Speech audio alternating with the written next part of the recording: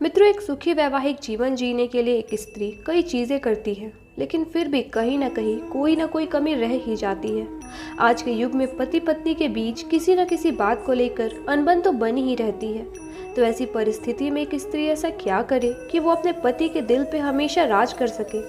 ये बात हम जानेंगे महाभारत में उल्लेखित द्रौपदी और सत्यभामा संवाद से, जिसमें सत्यभामा के पूछने पर द्रौपदी ने उसे ऐसे 5 राज बताए जिससे कोई भी स्त्री अपने पति के दिल पे राज कर सकती है और अपने गृहस्थ जीवन को सुखमय बना सकती है।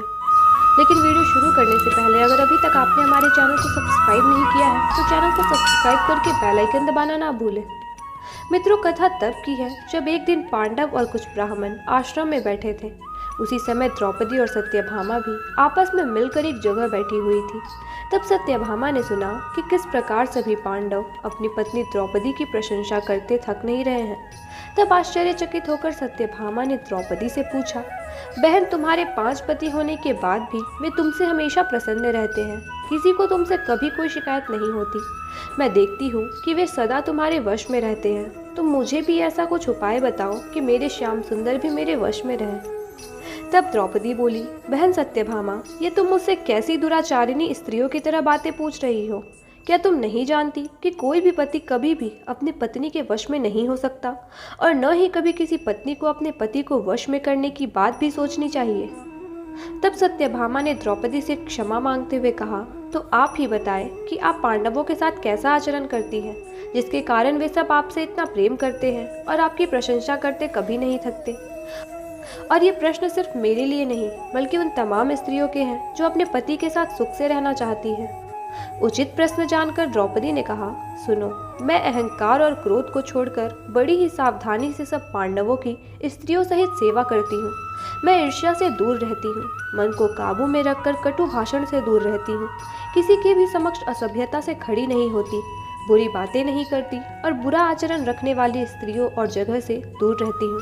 फिर आगे द्रौपदी कहती है, मैं पांडव परिवार के सभी सदस्यों का पूरा सम्मान करती हूँ और ना ही परिवार के किसी भी सदस्य में कोई भेदभाव करती हूँ।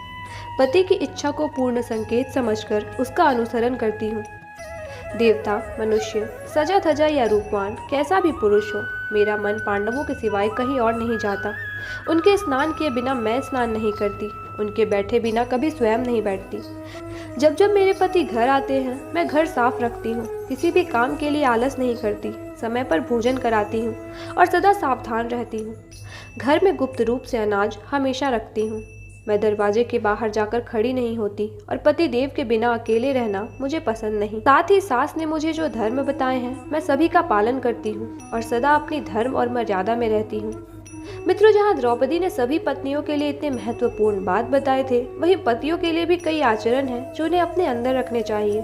जैसे पतियों को सदैव अपनी पत्नी का सम्मान करना चाहिए, अपनी पत्नी से कोई बात कभी भी नहीं छुपानी चाहिए, अपनी पत्नी के अलावा सभी दूसरी स्त्रियों को माता और बहन की तरह सम्मान देना चाहिए, पत्नी की इच्छाओं को प्रेम समझ उनका सम्मान करना चाहिए, जिस कार्य की अनुमति पत्नी न दे उसके कारण को समझते हुए उस कार्य को करने से बचना चाहिए, या अपने कार्य को उचित बताते हुए पत्नी से बिना विवाद किए उसे सारे लाभ और हानि की उचित जानकारी देनी चाहिए।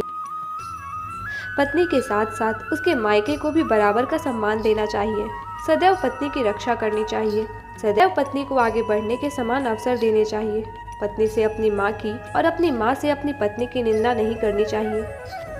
मित्रों, अगर आप इन बातों का अनुसरण करेंगे तो अपने वैवाहिक जीवन का आनंद उठा पाएंगे।